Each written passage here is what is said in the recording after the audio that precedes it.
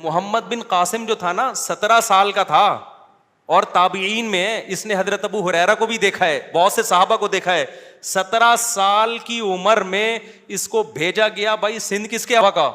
17 سال کی عمر میں ایک لڑکا، ہمارے ہاں 17 سال میں پب جی کھیلنا سیکھ رہا ہوتا ہے بچہ، گٹکوں کو پیک کرنا، کیسے منہ میں گٹکا رکھا جاتا ہے اور کیسے پیک دوسرے کے منہ پہ تھوکی جاتی ہے، اور وضو خانوں میں نسوار کی پھٹکیاں اور پان کی پھٹکیاں کیسے پھینکی جاتی ہیں.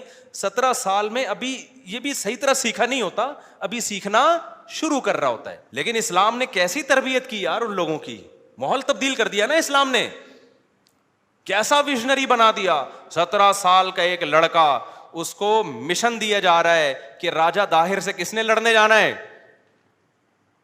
محمد بن قاسم نے، اور سمندر کے راستے سے جانا ہے. آیا کہاں سے تھا؟ عراق سے. عراق کا نقشہ دیکھو، سندھ کا نقشہ دیکھو، وہاں سے وہ چلا ہے بھائی. اور میپ کیسے پڑھا ہوگا اس نے؟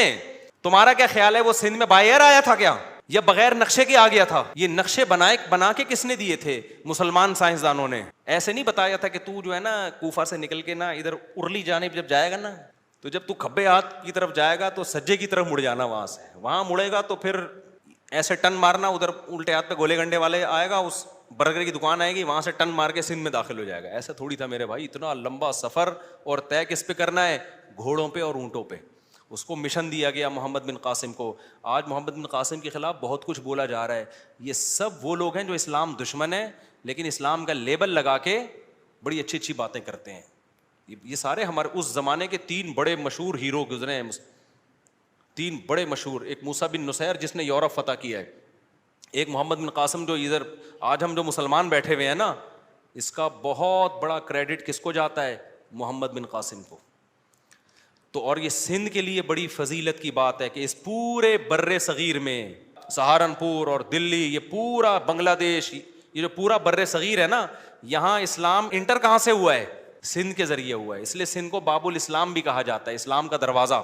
یہاں سے دیبل کے راستے سے، آج بھی پورٹ قاسم کے قریب ہے نا، نام بھی اس کا پورٹ قاسم رکھا ہوا ہے، شکر ہے کوئی اچھا نام رکھا تاکہ یاد رہے. 17 سال کی عمر میں یار ایک بچہ آیا ہے اور ایسی کی تیسی کر دی اس نے. اس کے پاس زیادہ لوگ بھی نہیں تھے، اور اتنی مختلف سمتوں میں لشکر جا رہے ہیں.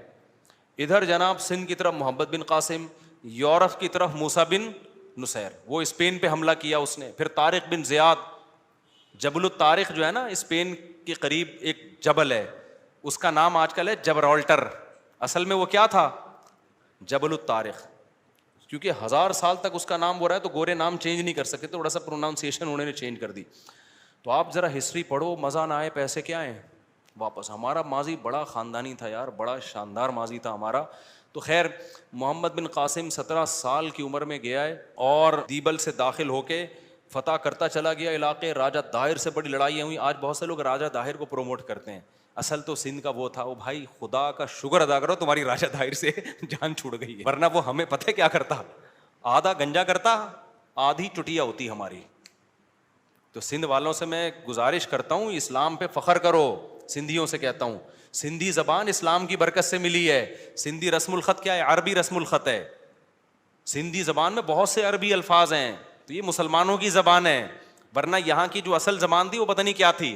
اس کا تو رسم الخط یہ تھوڑی تھا جو عربی رسم الخط ہے.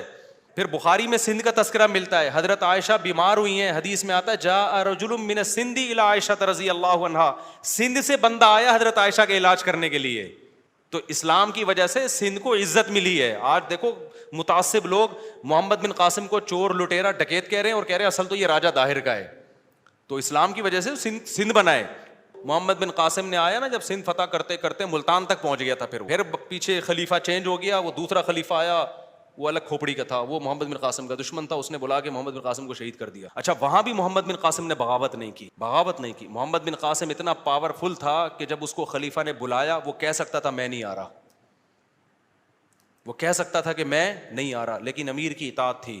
کیونکہ حدیث میں آتا ہے امیر ظالم ہو یا عادل ہو، آپ نے کیا کرنا ہے؟ اطاعت. یہ محمد بن قاسم کی ایک بہترین سیرت تھی کہ واپس گیا، امیر نے بلایا ہے. یہ نہیں کہا میں نے اتنے علاقے فتح کر لی اب یہ میں رہوں گا.